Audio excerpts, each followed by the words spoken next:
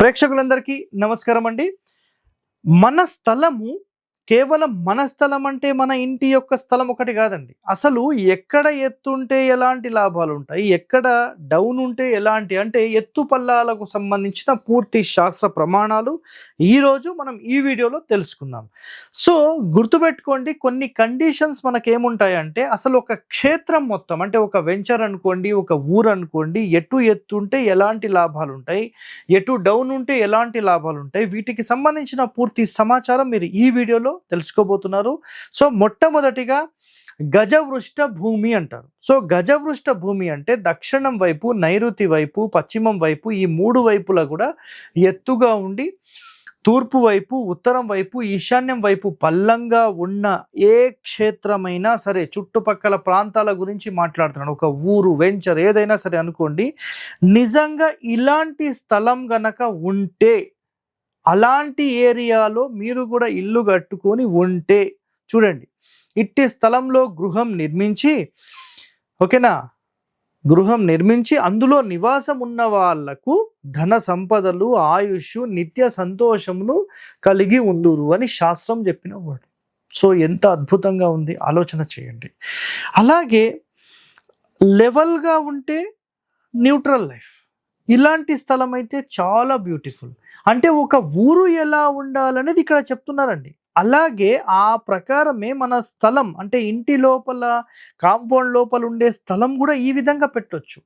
కానీ ఎత్తు పల్లాలు మరీ ఎక్కువ చేయొద్దు, లైట్గా చేసుకోవాలి. నెక్స్ట్, అన్నిటికంటే డేంజర్ ఇది దైత్యవృష్ట భూమి. సో తూర్పు వైపు, ఆగ్నేయం వైపు, ఈశాన్యం వైపు అంటే తూర్పు మొత్తంలో ఎత్తుండి పడమర డౌన్ ఉందనుకోండి. ఫర్ ఎగ్జాంపుల్ అంటే సింపుల్గా చెప్పాలంటే ఈశాన్యం వైపు ఎత్తు ఉంటుంది, అంటే ఈశాన్యము, తూర్పు, ఆగ్నేయం ఎత్తు ఉంటుంది, వాయువ్యము, పడమర అండ్ నైరుతి డౌన్ ఉంటుంది.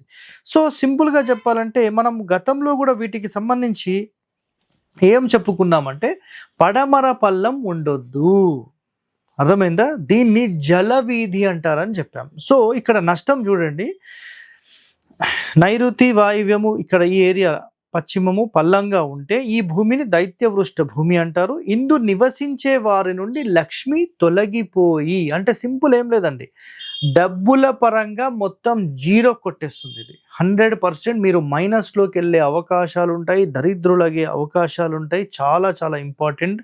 నెక్స్ట్, పశువులు ఎవరైతే మెయింటైన్ చేస్తారో వాళ్లకు కంప్లీట్ హాని చేకూరుస్తుంది అని చెప్పేశారు. అర్థమైందా?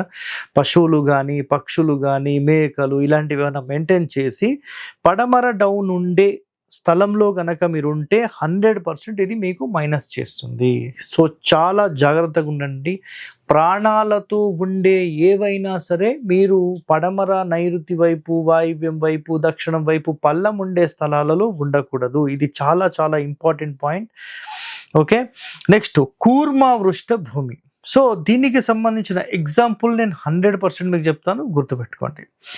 స్థలంలో మధ్య భాగము బాగా ఎత్తుగా ఉండి 4 దిక్కులలో కూడా పల్లం ఉంటే దీన్ని కూర్మా వృష్ట భూమి అంటారు. ఇందు నివసించేవారు నిత్యము ఉత్సాహవంతులై ఉంటారు, సుఖము, ధనధాన్య సమృద్ధి గలవారై ఉంటారు. సో మరి దీనికి ఎగ్జాంపుల్ ఏంటి అంటే గుర్తుపెట్టుకోండి, మొత్తం ఒక క్షేత్రంలో మీరు సెంటర్లో నిలబడితే సెంటర్ పార్ట్ అనేది ఇట్లా ఎత్తుగా ఉండి చుట్టూ ఉండేదంతా కూడా డౌన్లో ఉంటుంది. అంటే నైరుతి అనుకోండి, లేదంటే వాయువ్యం అనుకోండి, ఈశాన్యం అనుకోండి, ఆగ్నేయం అనుకోండి, ఇవన్నీ డౌన్ ఉంటాయి. ఆ డౌన్లో కూడా నైరుతి ఈశాన్యం కంటే ఎత్తుగా ఉంటుంది, ఈశాన్యం కంటే కొంచెం ఆగ్నేయం ఎత్తుగా ఉంటుంది, ఈశాన్యం కంటే కొంచెం వాయువ్యం ఎత్తుగా ఉంటుంది.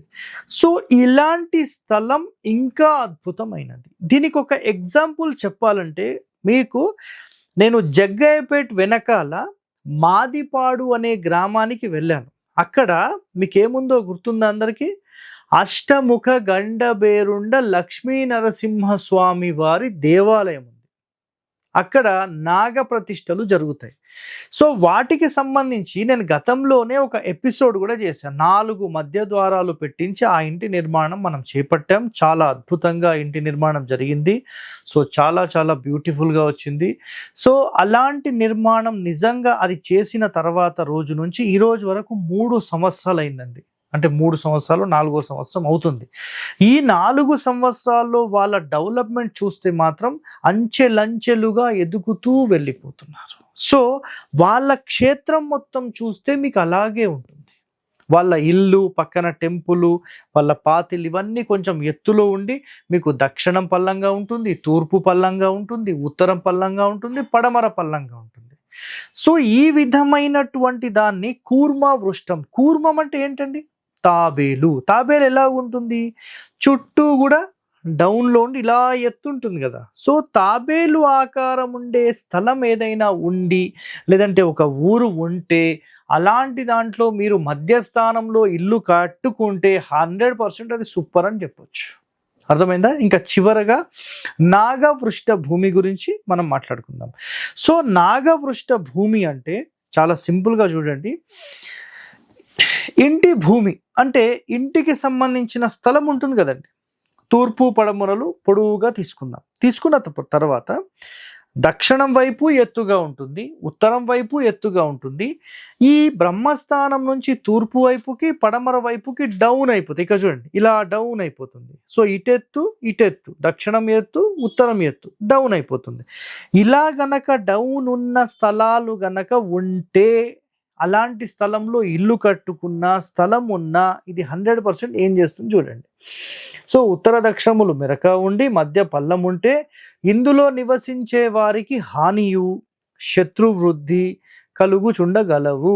కాబట్టి ఇలాంటి వాటిలో ఇల్లు కట్టుకోకూడదు. ఇదొక్కటి మైండ్లో పెట్టుకోండి.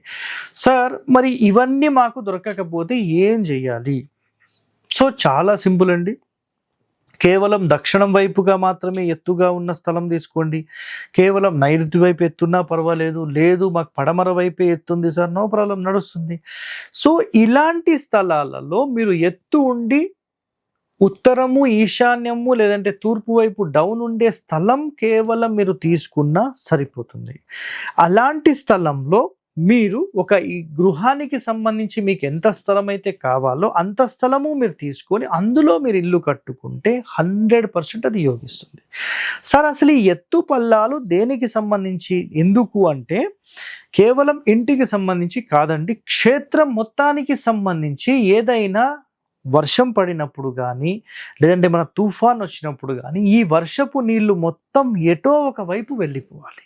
సో ఆ వైపు వెళ్ళిపోవడం ఎక్కడ? దక్షిణం వైపు వెళ్ళి దక్షిణం వైపు కుంట ఉంటే దాని రిఫ్లెక్షన్ మన ఇంటికి టచ్ అయినప్పుడు చాలా ఎఫెక్ట్ ఇస్తుంది. కాబట్టి ఉత్తరం వైపు తూర్పు వైపు ఉన్నప్పుడు ఉదయపు ఎండ కిరణాలు దాని మీద పడి మన ఇంట్లో పడినా అంతగా ఇబ్బంది ఉండదు. కాబట్టి జియోగ్రాఫికల్ కండిషన్స్ని బేస్ చేసుకొని కూడా మనకు ఉత్తరం వైపు ఈశాన్యం వైపు తూర్పు వైపే మంచిది అని క్లారిఫికేషన్ ఇచ్చేశారు. కాబట్టి ఒక అద్భుతమైన ల్యాండ్ అనేది మీరు తీసుకుంటే నిజంగా అది సూపర్ అని చెప్పొచ్చు. సో ఒక మంచి నిర్మాణానికి సంబంధించిన స్థలం ఎన్నుకోవడం చాలా ముఖ్యమైనది. దాని తర్వాతనే వాస్తు అనేది మొదలవుతుంది. అంటే ఇది భూమి వాస్తు అయిపోయింది, అప్పుడు ఇంటి వాస్తు మొదలవుతుంది. సో ఒక మంచి అద్భుతమైన ల్యాండ్ మేము కొందాం అనుకుంటున్నాం సార్, మరి ఎలాంటి ల్యాండ్ కొనాలి అనుకునే వరకు ఈ వీడియో సూపర్ అండి. ఓకేనా? ఇలాంటి వాస్తు రహస్యాలు మీరు తెలుసుకోవాలనుకుంటే మన ఛానల్ని వెంటనే సబ్స్క్రైబ్ చేయండి. ధన్యవాదాలండి. Thank you.